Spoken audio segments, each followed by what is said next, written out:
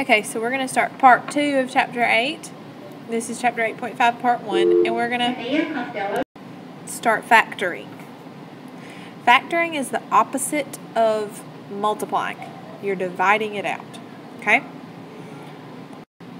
So the first two we're going to factor is plus plus and minus plus. So this one's called a plus plus, and what I mean by that are the two signs inside of it. This is a plus plus. If it's a plus plus, when you factor it, you are going to get a plus plus, meaning plus plus inside your factors. What you're going to ask yourself are, what numbers can I multiply to get the last number and add to get the middle? What numbers can you multiply to get 15 but add to get 8? 5 and 3. And now you factored it. To check that, you can FOIL it back out and get x squared plus 3x plus 5x plus 15. And the two middle numbers add to give you 8x. So let's practice factoring another plus plus. So we're going to do two sets of parentheses. You have to do r times r and get r squared. So it's going to be r and r. Then you ask yourself, oh, and it's plus plus, so it's going to be plus plus. Then you ask yourself what multiplies to get 24 but adds to get 11. Think about it. What are two numbers that multiply to give you 24? How about 12 and 2? But those add and give you 14, so it's not those. How about 6 and 4? But those add and give you 10. How about 8 and 3? Uh-oh, there it is, 8 and 3. So 8 and 3. And, just in case you don't believe yourself, check it. R squared. 8r plus 3r is 11r. And 8 times 3 is 24. So, you got the right answer. You factored it. Alright, let's factor a minus plus.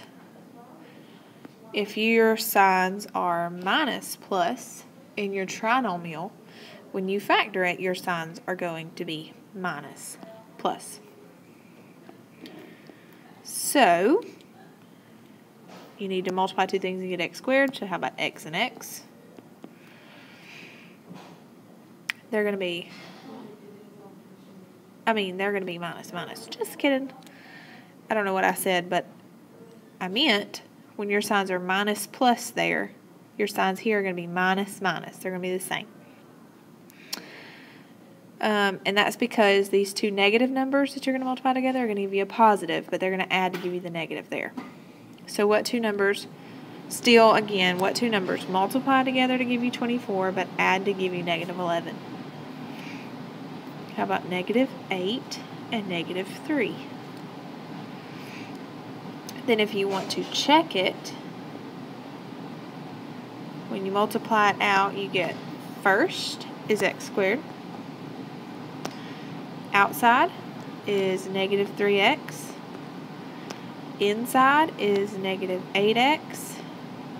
And last is positive 24. You add those together, you get x squared minus 11x plus 24, which should be your question. And it is, so we did it correctly. Let's do one more example. And this one is a minus plus, which means when I factor it, here's something easy to remember. If the last term is positive, the two signs in your factors are going to be the same. And that depends on what that one is. If this one's minus, they're both minus. If that one's plus, they're both plus. So what times what is y squared? Y times y. These are both going to be minus. And what multiplies to give you 8, but adds to give you 6? I'll give you a second to think about it. Multiplies to give you 8, adds to give you 6. 4 and 2. And then if you don't believe yourself, check it. Y times y is y squared. Y times negative 2 is negative 2y. Negative 4 times y is negative 4y. Negative 4 times negative 2 is plus 8. Add those two in the middle and you get y squared minus 6y plus 8, which is what we started with. So this is the factored version of it, the factored form. Alright, pause the video, do these 4 guided questions, show every step of your work, and check your answer.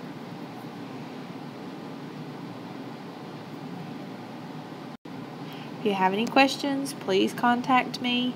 Remind 101 is my favorite. Take a picture of the question before you ask it, because I'm not looking at it, I promise. Don't forget to participate in the discussion. See you tomorrow.